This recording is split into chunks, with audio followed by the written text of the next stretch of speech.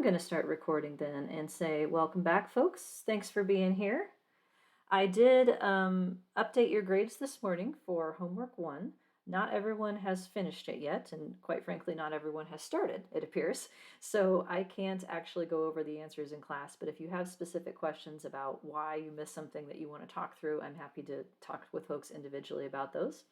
Homework 2 is now available.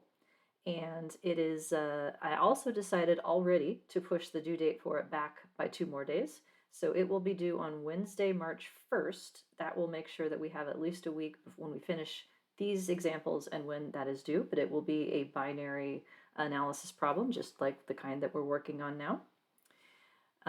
Let's see, you have a formative assessment that is open right now, and I believe we have covered everything but the last question. So today we will get to talk about what you might say to reviewer 2 when they suggest that you need to use a Probit model instead of a Logit model. So I believe that was question number 4. So yeah, we have open lecture 2 and example 2A to go with it. 2B is for categorical outcomes, doing this using the same data but using different models. Shall we do a little bit of review? Would that be helpful? Or should I just assume that you remember everything perfectly and you're ready to move on? No, not that one. Whatever it is, not that one. Yeah, fair. Lisa, I have a homework question for homework 2, not homework 1. In the example, you did not have a binomial, I think is the right word for it. So you had to do apply 2 and apply 3. Are we going to need to do that for homework 2? The variable in homework 2 is already in 0-1 format, so you don't have to make it. Okay, great. Thank you. Thank you. Starting already. Good for you. Yeah, so if you have any writing that you're procrastinating on, I strongly recommend stats homework as a way to not write, because then you're still being productive. It's not like, you're just procrastinating, right? You're just getting something else done instead. So, yep, I figured that might ring a bell. Do you know how I know that? Because I put up your homework when I'm supposed to be writing something. It goes both ways. So I can't be hypocritical on that one. Yep. All right, so yes, how about a little bit of a review before we jump into stuff? So the idea of our new best friend Logit, I like this picture, I think, the best. This is slide 9 here. So what are logits for? They are link functions. They make it so that we can predict outcomes that have boundaries and not go out of bounds. That's the simplest possible explanation. There are multiple different kinds of link functions designed for different kinds of outcomes. In the present context, we are predicting binary outcomes in which the only possible values are zeros and ones. That means that the conditional mean to be predicted by the model is the proportion of cases that have a 1, otherwise known as probability. Well, probability can't go past 0 and it can't go past 1. So we have to find some way of creating a linear model whose predictions don't go out of bounds. And the way that we do that is our new best friend Logit. So what is a Logit? Back up one more slide so we get the definition there. It is the log of the odds of the probability of a 1. That's one of those things that will just be easiest if you commit it to memory. So we start with the probability of a 1 divided by the probability of a 0 is the first step in the transformation. That gets us into something called odds. We then take the natural log of that odds, and that's where we get into logit or log odds or logit, however you want to say it. And the logit metric is symmetric about 0, meaning that 0 is the neutral point. So probability of 0.5 corresponds to logit 0. A positive number for logit means that your probability is between 0.5 and 1. A negative number for a logit means that your probability is between 0.5 and 0 instead. And so if I know what the probability of a 1 is in logits, I automatically know what the probability of a 0 is because I just multiply that value by -1. That's what I mean when I say it's symmetric. The link from logits, hang on, let me make this a little bit, blow it up a little bit, there we go. The translation of probability to logits is depicted in this diagram on slide 9, and the point that it's trying to make is that equal changes in this logit metric do not correspond to equal changes in probability.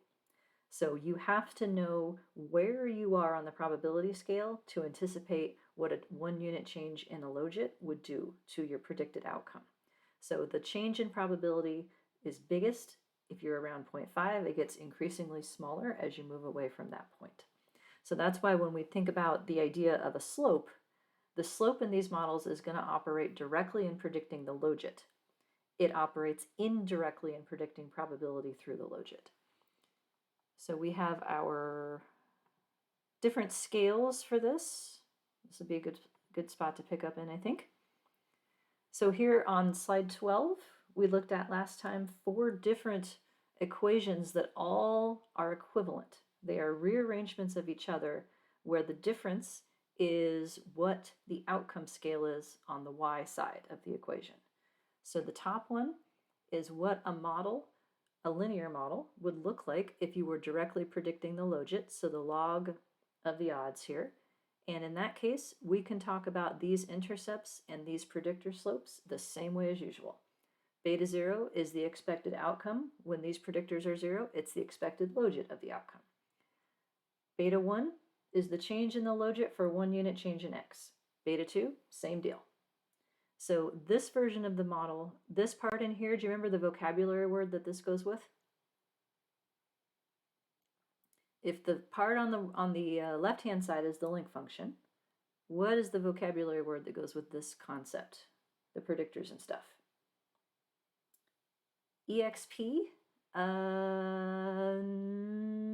that's down here. That's not what I was looking for. There's 3 parts of a generalized linear model, right? There's a link function. There's some kind of distribution that's not normal that matches the data better than a normal distribution would, and then there's one more piece. First letter L, 2-word phrase. Yep, linear. Second word starts with a P. You can talk or you can type, your call. Linear predictor. Woo, linear predictor for the win. What we used to just call the model. We have to be more specific now, but when you think in your head, what's in my model, what's in your linear predictor is what the question is. So this part here is the linear predictor. So the advantage of logits is that then the linear predictor works just like normal. But the disadvantage of logits is, what the hell is a logit? If I told you that you had a predicted logit of 3, well, is that a lot? It's a high probability, but I don't have an intuitive sense of what that would tell me. So a middle ground between logits and probability is this world of odds, which I do not understand and never will, but that's fine. I can teach it. So if we unlog this, if we exponentiate this, is the technical term for that, I think, then this model looks like this instead, where it's e to each of these terms. And that means that we would multiply them together rather than add them. And that's the part that really drives me nuts. If I go one step further and go from odds to probability, then the equation looks like this, which is very different on the right-hand side, but the left-hand side is more intuitive because we know what to do with the predicted probability. People will understand that. If I tell you that your probability is 0.8, you know what that means. So the translation back into probability, the technical term for that is inverse link. So more generally, the vocabulary is if you're going from the data up into what the model is actually going to predict, that's the link. If you come back down from what the model predicts into what it means for real in the data, that is an inverse link, or what I say unlogit in my colloquial terms. So e to the logit over 1 plus e to the logit is how you turn a predicted outcome in logit scale into a predicted outcome in probability scale. And software will do this for you if you know how to ask. By the way, for those of you who have seen item response theory measurement models, most of the time those models are written to predict probability directly, and so this format will look familiar to you in that context, but you can also express item response theory models in predicting the logit directly, and then it looks more like what it does in factor analysis. So just as a side note on that, these concepts do recur in other types of models besides regression models like these. And this is the shortest way to write the formula on the last equation here. And so like in my Excel formulas or in my code, I tend to write it this way just to save myself some typing. So e to the logit over 1 plus e to the logit is the same thing as 1 over 1 plus e to the not logit. The minus 1 out here in front is the key to getting this right. So putting it together, if we have a logit link function, we're going to have a Bernoulli conditional distribution, which is a distribution for binary data specifically. It is a special case of binomial for when you only have one outcome. So logit link plus Bernoulli distribution is packaged together is what most people would call logistic regression. That's what it is. Okay, with me so far? You can still hear me, it looks like, so there's a plus. Okay, any questions on that thus far? No? Cool. Moving on then. So here is a table that tells you what you can and cannot do in terms of translating back and forth across these three outcome scales. If you're talking about a predicted outcome, so the column here that says conditional mean, so y hat is the idea of if you put the linear predictor into one value, like what is the outcome that is created by those predictors and the slopes and the intercept, you can take that predicted outcome in logits, you can convert it into odds, so that would be e to the prediction, or you can convert it into probability. Any of those is fine.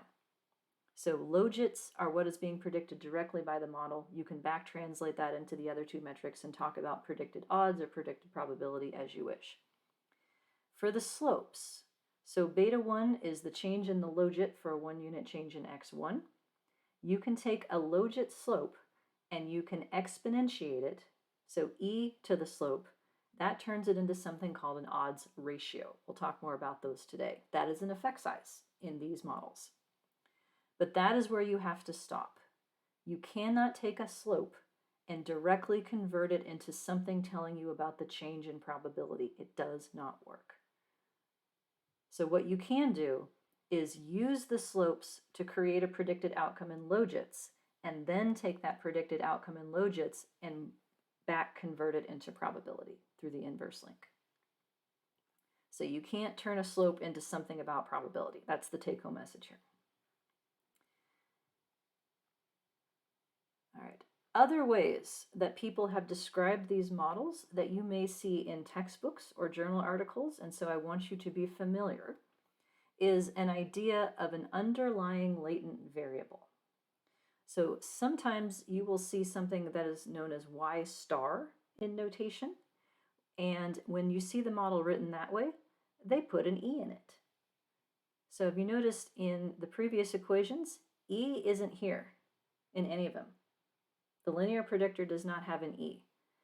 And that's not because we're saying the model is perfect. We're not saying there's no error.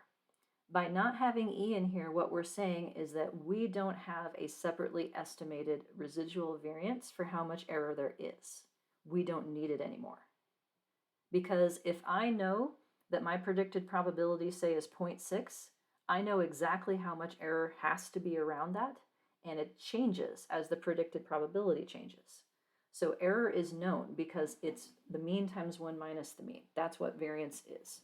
So we don't have to estimate error variance, and it's not one number. It changes along the probability scale. So that's why E isn't in here. But sometimes you'll see an E on it, and you'll be like, where did that come from? Well, Ystar, the idea of Ystar is, what if underneath our actual binary outcome, there's a pretend continuous variable, like propensity to do whatever, and all we have is the result of either you did it or you didn't. If we think about it that way, like this underlying, and the word latent here is used, latent means pretend, by the way, doesn't exist. The idea of an underlying continuous variable, that's Ystar. And this underlying variable could have variance that would be separately estimated. And so in logits, we would say that the underlying variable follows a logistic distribution, which is this picture right here.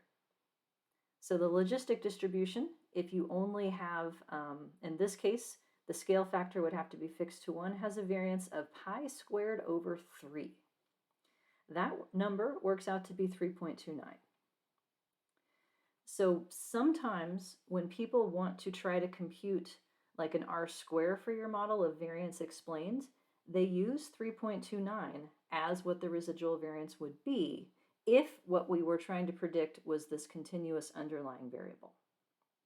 So 3.29 will show up in formulas for this reason. But the reality is that we don't have the continuous underlying variable. This is just a made-up concept. So we can't possibly know what kind of distribution it has or what kind of variance it has.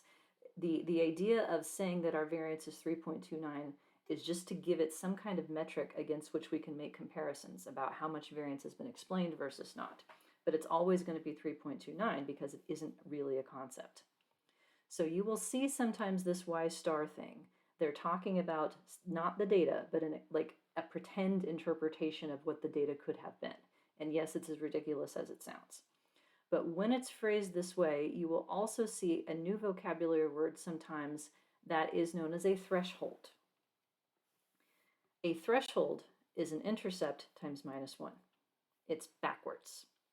So if an intercept tells you the logit of the probability of a 1, a threshold tells you the logit of a probability of a 0.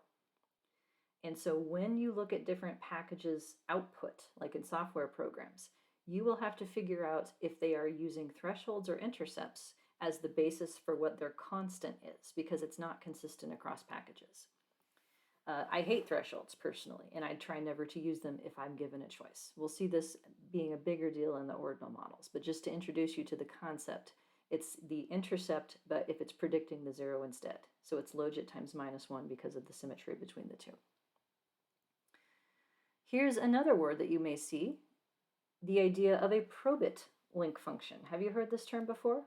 Probit regression, Probit links. If you've met Logit before, you've probably met Probit before. For those of you who have had item response theory coursework, Probit is what you call ogive. Those words mean the same thing. A Probit is another kind of link function. A Probit works the same way as Logit in the sense that it takes bounded probability and converts it into a continuous metric that's unbounded, so it ranges from negative to positive infinity, and the middle is 0. So a Probit of 0 corresponds to a probability of 50-50, the same as in Logit's. What it actually is, though, when you see it written this way, is kind of mysterious. It's like, oh, well, this is the cumulative normal distribution function. It's like, well, what the hell does that do? Let me put it to you a completely different way. How many of you took undergraduate level statistics at some point in your college experiences, or high school, actually? Remember like intro stat where you like very first learned about like probability, and you probably had to look up z-scores and like p-values that go with z-scores. Do you remember the back of the book where there was a table and it had like rows and columns that had like digits of z, and inside the table were probabilities that went with that z? Remember that, all that? That's Probit. The Probit is the z value that corresponds to the probability you're trying to predict as given by that table. Probits are z-scores. So a Probit is the z that would be the location on the x-axis that corresponds to the area to the left. So Probits are z's. The standard normal distribution has a variance of 1. So Probits are on a different scale than Logits by that difference. Logits have an underlying distribution of logistic, which is 3.29, whereas Probits, the underlying variable that we don't actually have, we would say is normally distributed with a variance of 1. So the difference is what we believe the underlying pretend variable that we don't have is distributed like. If we say we're using a Probit link, then what we're saying is that we think the pretend variable has a normal distribution with a variance of 1. If we're using a Logit link, we're saying the pretend variable has a logistic distribution with a variance of 3.29, pi squared over 3. But all we really have at the end of the day is a set of zeros and ones. So there is no way to say which of these is righter in a given data set. We do not have Ystar measured. There's nothing we can do with that. So in reality, the difference between these models is just the scale that they're on. And there's a conversion factor of 1.7, and technically it's 1.701 and a bunch of other numbers after it, sort of like pi has a bunch of digits, but we only keep track of a few of them. If you take a prediction in Logits, you can get the prediction in Probits and vice versa. So Probit coefficients times 1.7 will give you an approximation of Logit. And do you see this line right here? This red and black lines? Can you tell the difference between the red and black lines? Like tiny, tiny bit different. What that means is after you do this conversion to put them on the same scale, they basically give you the exact same probabilities. So Probit regression and Logit regression are two different scales to fit the same model. It turns out that Logit is an easier thing to work with than Probit because there's a direct formula to give you the predicted probability that corresponds to Logits. If you want to get probability out of Logits, it's e to the Logit over 1 plus e to the Logit. If you want to get a probability out of a predicted Probit, you have to do what's known as integration in calculus terms, or get the back of the book with the p-values. That's why you had the table in the stats book, is so that you didn't have to do calculus to figure out what the p-value would be. So Probit came first. Logit is easier to work with, but they are two different scales of the fake underlying variable we don't have, so it doesn't really matter. The examples that I'm showing you are all in Logits, but I have the very last model estimated in Probit, so I can show you the difference in what the predictions would be, and they are like off in the third decimal place. So they're pretty much the same thing. So another use of our new vocabulary word, Probit versus Logit, should you care? Probably not. No. So this line here that they both make has the same shape to it. The slope is the same as you move away from 0.5 in either direction, and it slows down to the same extent in both directions. There are other link functions that you may see, and I want you to be aware of. I don't have any examples that plan with these, but I wanted to show them to you, where that symmetry is not true anymore. So two other link functions that you may see in the context of binary or categorical data is what's known as log-log, for one, and the other is the complementary log-log, like log-log's nicer friend, who's always very complimentary. Gun to my head, I cannot keep these straight. Every time I need to remember which is which, I have to go to this slide. I'm serious. Because I just had a conversation with somebody about this the other day, and I had to get my own slide out to remember which is which. Log-log is the red line here in the picture in terms of how it relates to probability, where it is designed for outcomes in which there's a lot of ones and not very many zeros. So what happens is as you move up on probability, because we have a lot of people with a 1, in theory, we have a lot of information with which to estimate like this part of the curve, how the change in probability is as it approaches 1. But in the rest of the curve on the low side, because we don't have very many zeros, we sort of let the curve kind of peter out instead of keep going. So it's a flatter side on the low side where we don't have as much information to reflect the fact that we're not going to make a good prediction on that side anyway. The green one is the complementary log-log is the exact opposite. So green is for outcomes where there's way more zeros than ones. So the curve acts like a logit on the low side, but then it kind of peters out on the top side here. Flattens out, I guess, is maybe a better term for that. So if you have skewed data in the sense that you have very few ones relative to zeros or vice versa, these are asymmetric link functions that should work better in those cases. And here are what they are in terms of the formulas. So it's minus log times the minus log of the probability gives you your linear predictor, and then it's slightly rearranged for this one.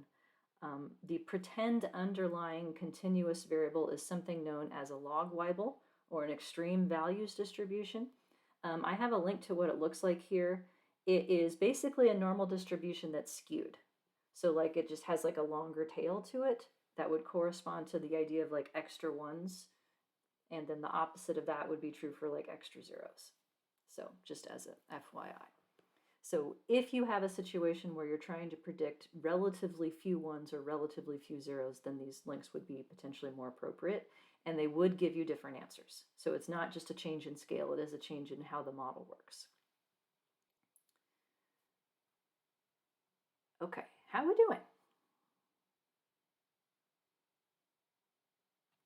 Good enough?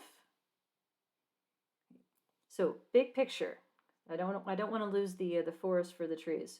These are different link functions.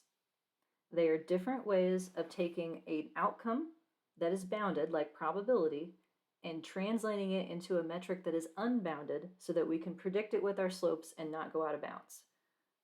And so each of these is a different scale in terms of how it's predicting that outcome. When we back translate it into probability, though, then the probabilities stay within bounds like they're supposed to. That is the purpose of a link. Okay. Let's do this next. So significance testing. We're going to leave the world of sums of squares and f-tests and t's, and we're headed into a slightly different world. So there are two different ways. There's actually three, but you're not going to see the third in this class. There's actually two different ways to do significance testing. To answer a question as to whether, say, a slope is different than zero or a set of slopes are different than zero as a simultaneous test. What you're used to doing is what I would call walled tests, but with degrees of freedom. So you would have like estimate divided by standard error, and you treat that as a t. Or if you have multiple slopes at the same time, then you would have an f-test for whether those slopes are different than zero. And all of that is based on like sums of squares stuff that can be easily computed. In these generalized linear models, we do not use denominator degrees of freedom hardly ever. There's only one software package that I even know of, it's Glimmix, that will do it. The others do not. So that immediately puts us into a different section of this little table right here, where rather than talking about t's and f's, we're going to be talking about z's and chi-squares. So the estimate of a slope divided by the standard error is going to be treated like a z, which doesn't care how many people you have in your sample or how many slopes you've estimated. No degrees of freedom. The treating of multiple slopes at the same time and doing a hypothesis test would be a chi-square. The f-test times the number of slopes is the same as chi-square, so it's just a different distribution to give you your p-value for where 0.05 starts. And so last year, when this is the third time I've taught this class, like ever in my life. This is a brand new class. The first time I taught it, I did not use R. And so I did z's and chi-square walled tests for everything. I had commands to lump the slopes together to get a joint chi-square in the same way that you can lump things and get an F. It was all good, well and good. Last year I added R for the first time. And I struggled for certain types of models to get the exact same answers and as the other packages for what these chi-square values would be. So this year I decided I'm not going to struggle anymore and we're going to do something different because it will always work. And I don't have to worry about package-to-package differences in estimation. So anytime that we want to talk about how basically the contribution of multiple terms to a model at the same time. So if we're building our linear predictor, and let's say that we have a categorical variable where we need two slopes to represent three different groups. Anytime that we want to lump things together and ask, did this set of terms make my model better? We're going to use model log likelihood as the basis for how we make that decision. So log likelihood is height. Remember, it is the height of the data across everybody given the model parameters. Bigger is better. In this class, we are always going to be using maximum likelihood. So the height will be in that metric. There's another version of it that shows up in other classes. And the direction of it depends on how your output gets created, whether you're in log likelihood or a number that is -2 times the log likelihood. You will see these used in different ways in different packages. If you're in log likelihood, bigger is better because taller is better. Minus 2 times the log likelihood is like shortness. Smaller is better, to be less short. Now you might be thinking to yourself, why would you take this number and multiply it by minus 2? That seems awfully arbitrary. And it is, but there is a reason. Because some genius worked out 100 years ago or more that if you take the height of one model in log likelihood and you take the height of an alternative model, like one that has more stuff in it, for instance, the difference in those two log likelihood heights follows a chi-square distribution if you multiply the difference by minus 2. So because we know that we're eventually, to compare the heights, going to have to involve minus 2, sometimes the software multiplies it for you and does you a solid to save you that extra step. So in homework, starting in homework 2 and for the rest of the semester, every model that you fit, the first question is, what is the minus 2 log likelihood? If you have that right, then you have the right ingredients in your model. We're going to use that as the basis of deciding whether adding stuff to the model helps. So the difference in log likelihoods, when it's multiplied by minus 2, this difference has a special name. This is called a likelihood ratio test. LRT for short. This idea shows up in every single class I teach at least once a day. We do it in structural equation models, we do it in multi-level models, we do it in IRT models, we do it in everything. So this is a very general procedure. The idea of, I added some stuff to my model, did it help? Answers the question, likelihood ratio test. So we take the minus 2 log likelihood from the model that has fewer parameters, the simpler model, and we subtract from it the minus 2 log likelihood of the model that has more, or alternatively, the log likelihood, take the difference and then minus 2 it. It works out to be the same either way. Then we figure out how many new parameters we added. So how many new slopes did you add, for instance? That is known as your degrees of freedom for the chi-square. And we take the result, that test statistic, the difference in minus 2 log likelihood, and we compare it to a chi-square distribution where the cutoff is based on your degrees of freedom. So for instance, if I add one new term, then the cutoff for a chi-square value that would be significant at an alpha of 0.05 is 3.84. So my height would have to improve by 3.84 to be considered significant. If I add two terms, the cutoff is 5.99. Three terms, 7.82, and four terms is 9.49, and that's as far as I've memorized. You don't have to memorize any of this. You don't have to compute any of this. What you do have to do is write code to make the computer do it for you. Deal? On very few occasions, I will make you get out your calculators. Very few. So you will get an exact p-value in your output that corresponds to this. You don't have to say, like, look it up in a table or any of that stuff. We don't do that anymore. So the idea is that, did you make your data taller? Adding these terms help? So in talking about the change in the model height, which we say model fit, sort of as an abbreviation for that idea, there's a general principle at work here. If I start with a model that's simple, and I make it more complicated by adding additional slopes, then one of two things can happen. If my model is significantly taller, so the change in minus 2 log likelihood is significant, then I have made my model significantly better. If the change in minus 2 log likelihood is not significant, the way I would talk about that is it's not better. I didn't make it worse, it's just not better. Like, I added things and they didn't help.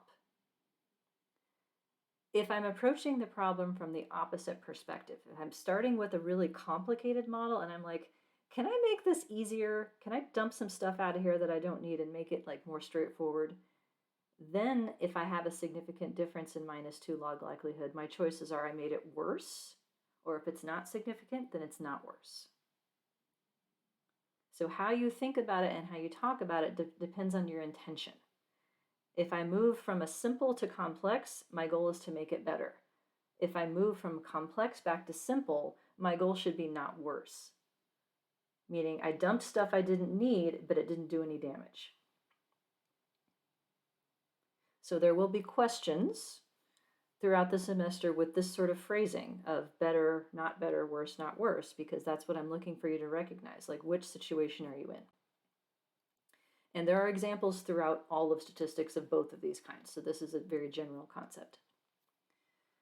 So anytime that we are comparing models, meaning a model with this in it versus that in it, we can do this likelihood ratio test so long as they're nested. Nested means one is a subset of the other.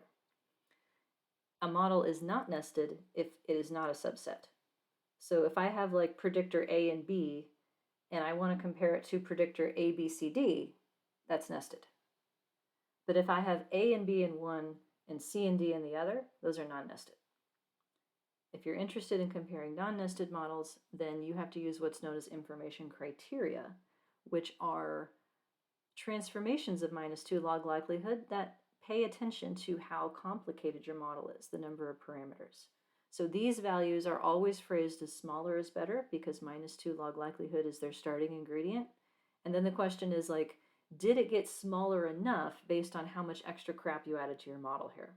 Where for the BIC, the multiplier is not 2, it's log of sample size. So BIC really doesn't like it if you add extra crap you don't need. By the way, the technical term for my model doesn't have any extra crap that I don't need is parsimony. That's what you call that. Maybe don't put extra crap you don't need in your results section, but you can think of it that way. The goal is parsimony. Everything I need, but nothing I don't. So this is what we're going to do to compare models. It's analogous to the idea of, is my model significant in the first place? Like, is my R-square significant? I can do a likelihood ratio test against an empty model. And then if I add more stuff to it, did I help it again? Likelihood ratio test against the previous model. So you'll get a chance to try that for the first time in your second homework. Good times, huh? So that's what we're going to do instead. Okay, questions? And pause for a moment here. Is the baby asleep? Good, yeah. I know this material is just so soothing. It's like a lullaby. Or a nightmare, you know, one of the two. No questions? Are we feeling okay with this, at least in concept? Okay for now? You'll find out when we try. So this is significance testing. Let's talk about effect size. So beyond knowing if a slope is significant or if a set of slopes is significant, like how good of a job did they do? Reasonable question. So in binary data, the most common effect size is this thing called an odds ratio. It is a ratio of odds. The terminology is confusing because like this right here is odds, and it isn't a ratio, but it's not an odds ratio. This is an odds ratio. This ugly thing. So if I had a binary predictor, for instance, the odds ratio is the probability of a 1 if x is 1 divided by the probability of a 0 if x is 1. So that part is an odds. And then the denominator is the same thing, except conditioning on x of 0 instead. So I'm guessing you may have computed these at some point, like an intro stat, when you had like a chi-square 2x2 table. You may have computed like an odds ratio or a relative risk ratio or things like that, where you're trying to describe differences across the cells. This shows up here, but fortunately it's actually a lot easier than this type of formulation. It's just e to the slope. So if you exponentiate your slope, it turns into an odds ratio. So it's easy in binary data to think about it because it's like the odds of this happening are this much higher if you have a 1 than if you have a 0 for your predictor. Okay? For a quantitative variable though, it's like the odds are this much higher per unit of your quantitative variable, which then is a little bit weirder to me. Here's why I don't like this. The whole world uses it, so you gotta know it, but I don't like it. Here's my problem with it. The asymmetry kills me.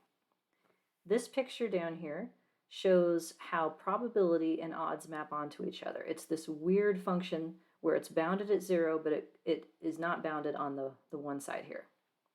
So if I had a slope in logits of 1, the way I would interpret that is as my predictor goes up by 1, my logit outcome goes up by 1. Cool. If I take that 1 and I exponentiate it, so the E button in your calculator, E to the logit, that number becomes 2.72. That's my odds ratio. So this describes the odds are 2.72 times higher per unit of my variable. Cool. Now what if I have a slope of -1? Just look at these two numbers right here. Is one of these stronger than the other? If I have a slope of 1 versus -1? No. They're the exact same size in terms of how strong the slope is, just in opposite directions, right? A negative slope means as x goes up, y goes down. But look at what the odds ratio becomes. If it's negative, then it's an odds of 0.37. So what ends up happening is that positive slopes in logits are always going to be somewhere between 1 in odds and positive infinity. They have the entire number line to use to describe an effect size if your slope is positive. If your slope is negative, you are shoved between 1 and 0. All of negative effect sizes are between 0 and 1. All of positive effect sizes are between 1 and infinity. Does that seem fair?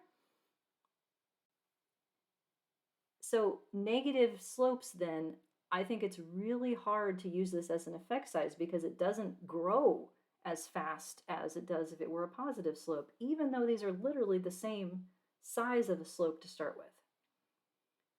So this is why in our example, I recoded some of the predictors so that I could anticipate having a positive slope instead to get an odds ratio that potentially is going to be more interpretable or meaningful. The negative slope odds ratios are all shoved between 0 and 1, so it destroys like the sense of how big it is to me, and that just really bothers me. Here is a very useful link, by the way, where this picture came from, that has a lot more text on how to interpret and think about odds ratios. So I direct you to that alternative source because they don't make sense to me and I'm willing to admit it. So E to the slope is how we get our odds ratios as effect sizes. And just to remind you, that's where we stop. So if I have a slope in logits, this is slide 21, I can take that slope in logits and E to the slope it into an odds ratio. I gotta stop there though. I cannot take that slope any further and talk about it in probability. It doesn't work. What I can do is use the slopes to create a predicted outcome and then take that outcome down into probability. There's an order of operations here. Slopes make an outcome. Outcome can be turned into probability. Slopes themselves cannot be turned into probability.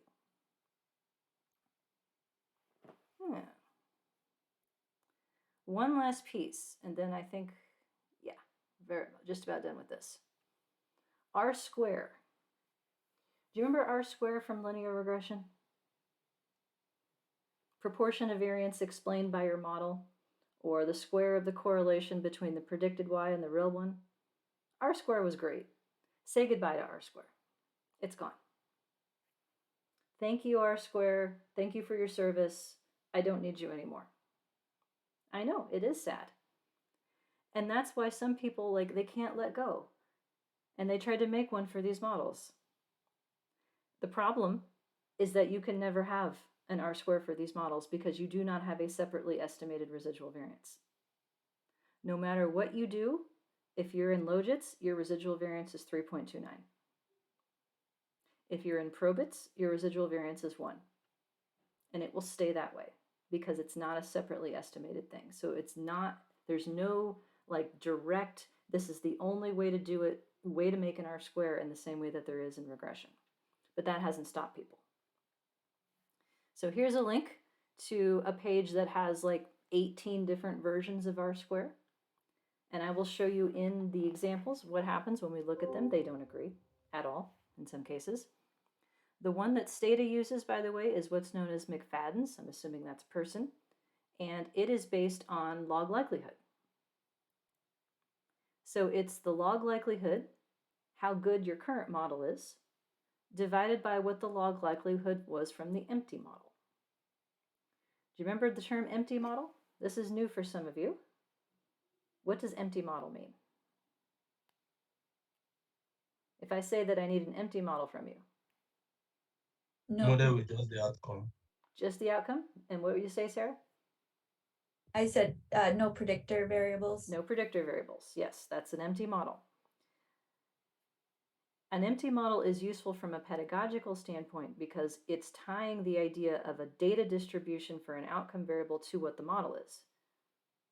The mean of an outcome variable is the fixed intercept in an empty model, and the variance around that fixed intercept, the residual variance, so to speak, is the variance of it. So in an empty model, like that's as most variance as you can possibly have. It's all error at that point.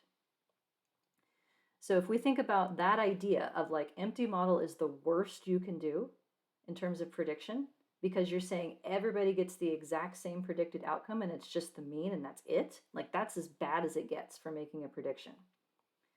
So this formula is like, how high is your data relative to the worst it could possibly be? That's the logic of this.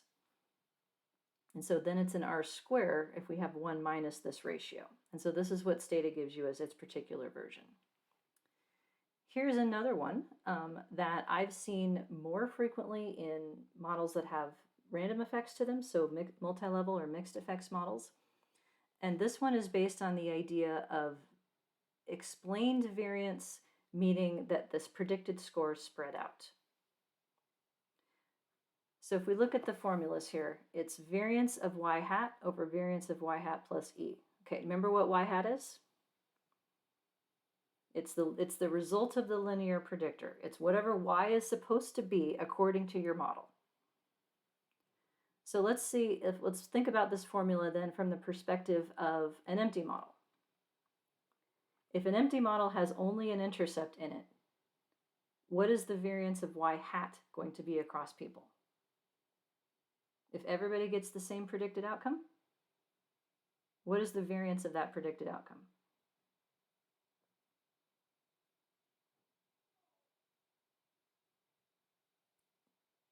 Yeah, 0. 0. Yeah. Yeah, so if y hat is what's predicted for people. So if everybody gets the same predicted outcome, then y hat has a variance of 0. So another way of saying it is like the model is just all error at that point. This would be 0, this would be 0, this would be 3.29 if you're in Logits or 1 if you're in Probits. So that's the worst you can do.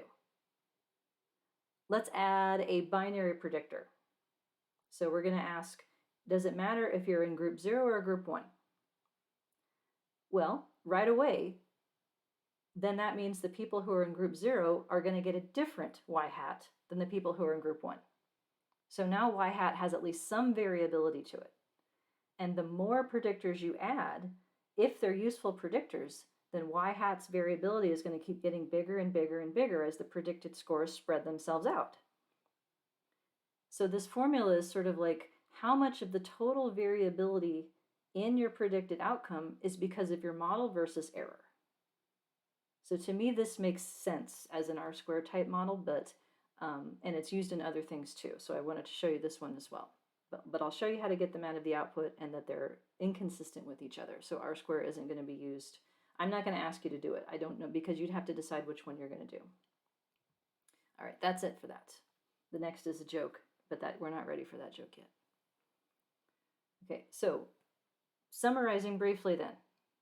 Because we don't have an estimated residual variance, that's a separate number, we don't have a true R². People have come up with workarounds for it. Because we don't have residual variance, we also don't have like the idea of sums of squares and stuff for significance testing anymore. What we're going to do instead is calculate the height of the model, log likelihood, and compare it to alternative models and see if it got taller. If it got taller, we win.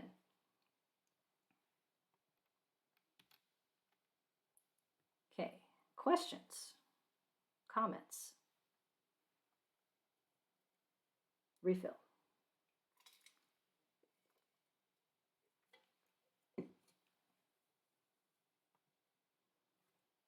Are we feeling okay about this so far?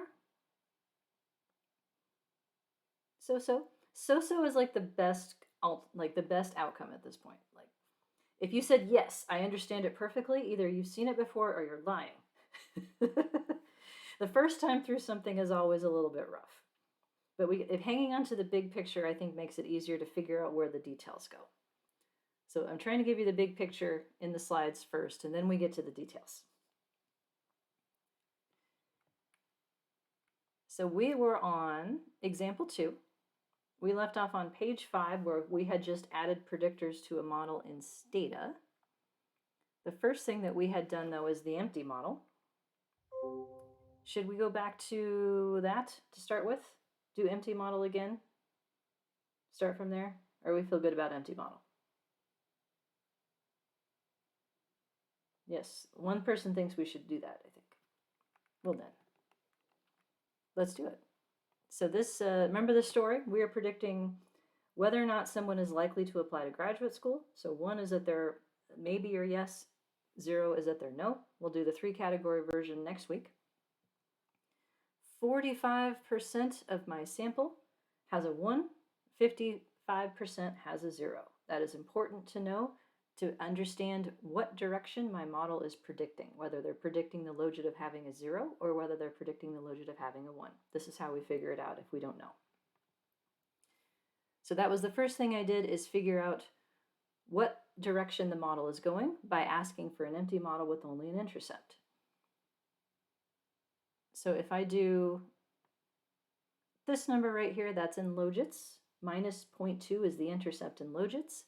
If I take that logit and I stick it into my inverse link function, e to the logit over 1 plus e to the logit, that translates into a probability of 0.45. So now I know that what the intercept represents is the logit of a probability of a 1. That's what it means. So every other slope then is going to increase or decrease the probability of a 1 through this logit link metric. In Stata, this is done for you. Let me zoom in a little bit here so you can see the words. LR chi2 0 in parentheses. Would you like to know what that is in English? LR stands for likelihood ratio. They left off the test part. Likelihood ratio chi2 means chi-square, which means it is the difference in log likelihoods times minus 2 already, so that it follows a chi-square. And the number in parentheses is the degrees of freedom. What this is doing for you is a likelihood ratio test of your current model against an empty model with no predictors.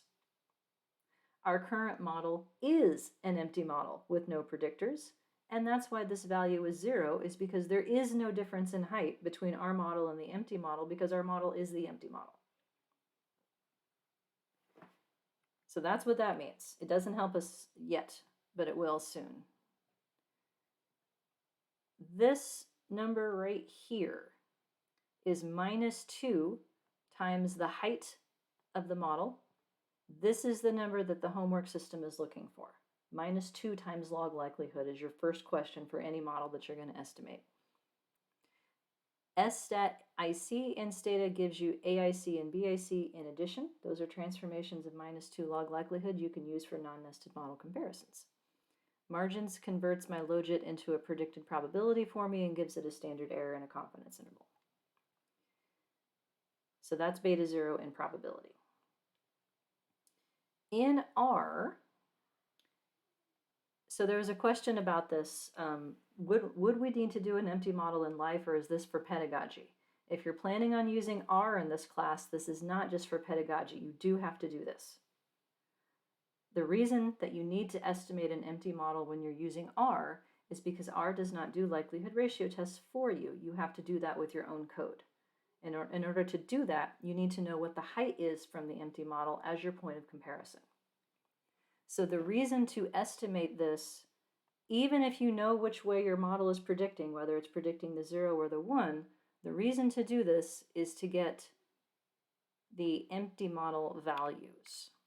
So we have always the empty model in this one, and this is the one for our current model. So these are -2 times the log likelihood.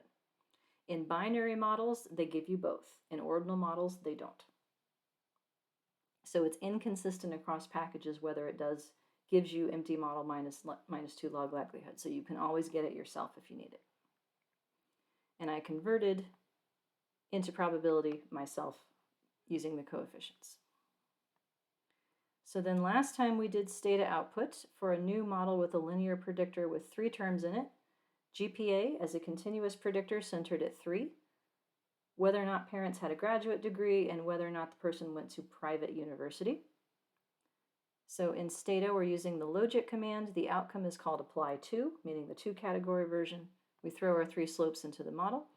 And this command here is saving the log likelihood from this model so that I can do more comparisons against it later on. It's saving it to a variable that is used inside the stata system. It's not a data set, it's just a system variable. And now we have over here, LR chi2 3 is 20. In English, this is the likelihood ratio test against the empty model. So this is the difference in -2 log likelihood between this model and the empty model. The test statistic is treated as a chi-square. That's that number right there. That's the value that you would compare to a chi-square distribution. The number in parenthesis is the number of slopes in the test. Because this is against the empty model, it's 3 slopes. The p-value that goes with it is right there. So the fact that this chi-square has a p-value less than 0.05 means that we would say the model is significantly improved relative to the empty model. We made our data significantly taller by adding these 3 slopes, or significantly less short, however you want to think about it. So I have a note here that this is the analog in concept to what used to be your f-test for the model Rsquare and regression. The idea of, does my model significantly predict the outcome, yes or no, as a lumped slope f-test, this is the analog to that. So this is telling us that overall the 3 slopes are working together to significantly predict this outcome to some extent. An unexpected extent might be the best way to say it. We did the slopes last time. I'm going to do the R output instead. But one thing I wanted to tell you, also we skipped over last time, is this command right here. Fitstat, something I found on the internet that someone made.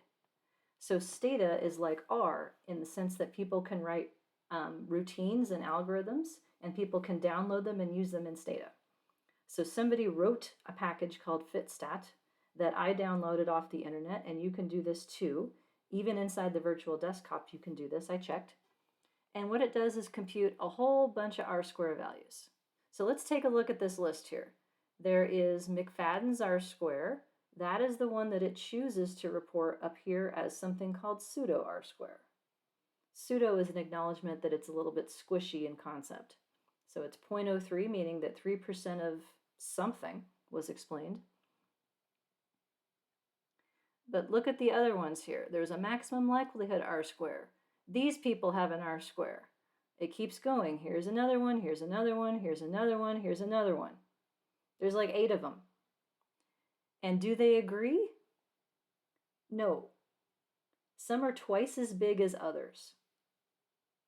So which one you pick is something that if you're going to do this, not only do you need to pick a lane and pick one, but you'd have to defend why that one.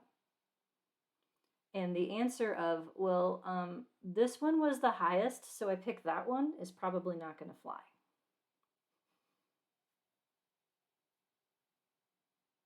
So because this is like messy and imprecise, I don't find it useful, and I'm not going to ask you to do it, but I wanted to give you the code in case you want to have some. So. By the way, this gives you also something called variance of error, and it's that number 3.29. because that's what it means in Logits. If you're going to have a like pretend underlying variable variance of error, it's 3.29 because you're in Logits. Okay, predicted probabilities, we talked about that last time. We'll do it in R here so that the other folks don't get left out. Odds ratios. The OR here at the end of the command switches from Logits to odds ratios. And fortunately, it labels them as such so that you can clearly see that. So these would be the effect sizes that go with the three slopes. The significance tests are just repeated. They would mean the exact same thing, whether you're in Logits or odds. All right, let's see what this looks like in R. So we're using GLM. That is a base R function. That's not a package. So you all have that without having to install it. You tell it what data set you're using, and then you tell it what family you're in. Because GLM stands for generalized models, it does a whole bunch of them. So you got to pick one. I'm in the family of binomial, and I want a logit link in my model. And then here's my new model. Apply to is my outcome. I have a fixed intercept plus 3 slopes that I would like to see. And here is my output. Okay. Should we go through the numbers? Never hurts to understand numbers, right?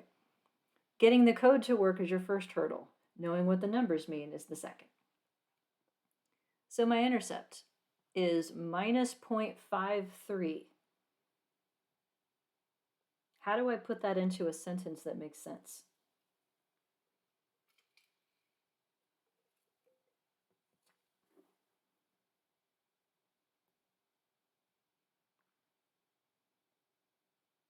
I'm eagerly watching the chat window to see if anyone's willing to try. Or you can talk, your choice. How do I take my fixed intercept of minus 0.53 and make it make sense?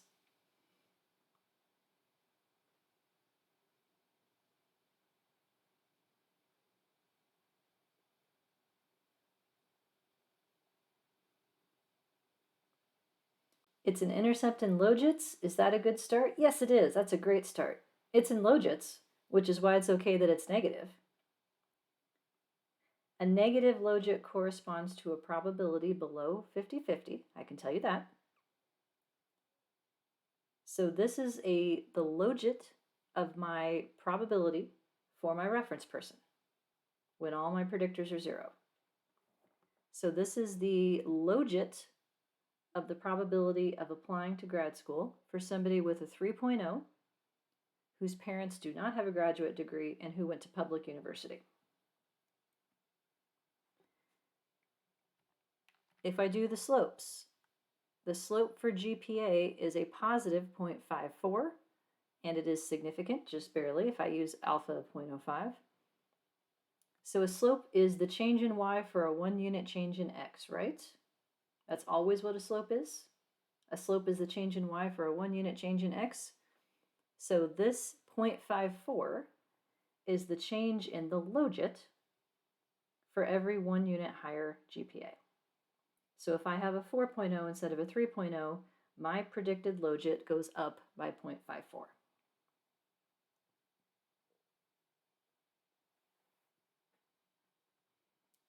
Likewise, these two are binary predictors. So 1.06 is the difference in the predicted logit for somebody who has at least one parent who went to graduate school. And 0.2 is the difference in the predicted logit for somebody who went to private university instead of public university. That one's not significant.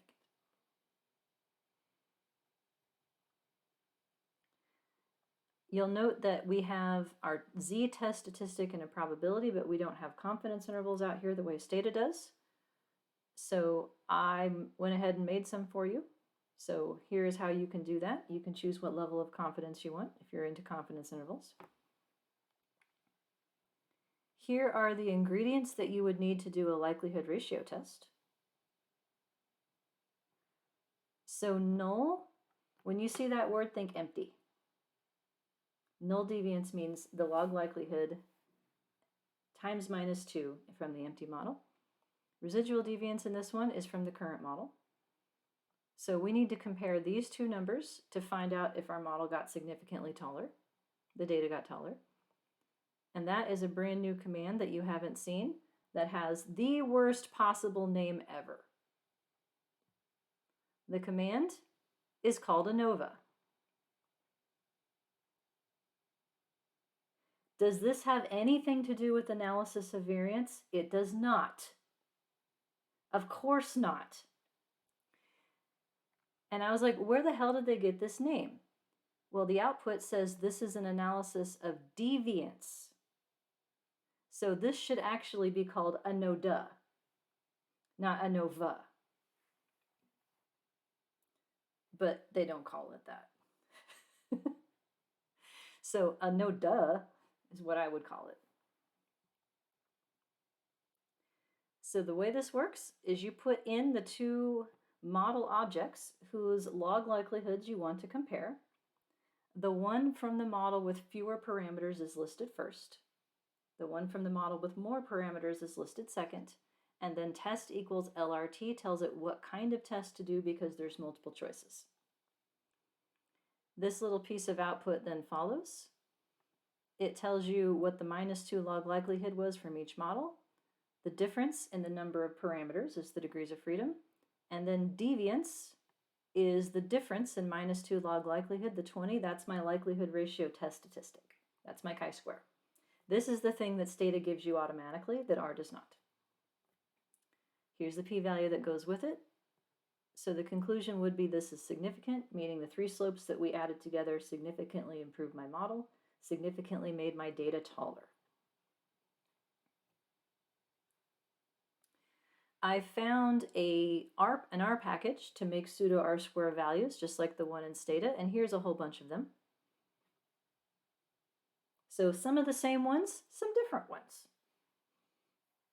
I get the feeling that it must have been like trendy sometime in like the 60s or 70s to like make R-squares as dissertations or something, because like all these different people each have their own R-square and they all named it after themselves. I don't know what happened, but same caveat here. R-square is somewhere between 0.02 and 0.08 based on whose R-square you use. Next piece then, effect sizes per parameter instead. These are odds ratios. So I found a package to do this as well. Odds ratio, you tell it what your model object is, what level you want confidence intervals for, how many digits to print, and whether or not you want to do it via simulation type stuff or just compute it with the standard errors. We want the regular kind for this. And so then you get this piece of output. So these are odds ratios. These are your effect sizes. In homework 2, for every slope that goes in your model, the first question is, what is the slope in Logits? The question immediately after it is going to be, what is the slope in odds ratios? That's where this comes from.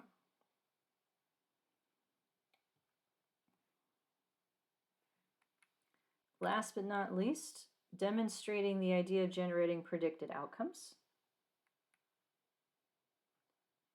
So I generated predicted outcomes at 3 different levels of GPA to make a point. The first line in here would be someone who has a GPA of 2. This would be someone who has a GPA of 3 or 4. And the difference between those values, because they're in Logits, is a constant number because that's the slope of GPA, 0.548. So type equals link in the prediction function gives you in Logits or Probits or whatever you're using for the model. If I switch that word to be type equals response, then I get the inverse link. Then I get it in probabilities. And so the difference in probability is not constant anymore. The slope does not provide constant differences in probability, only in Logits.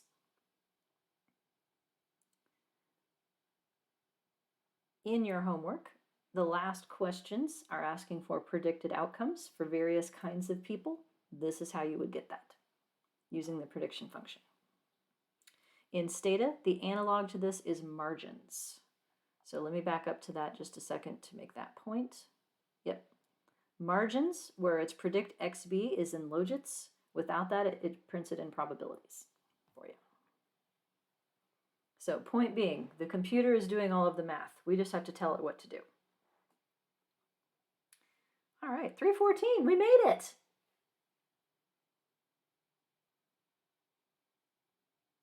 Yay, us.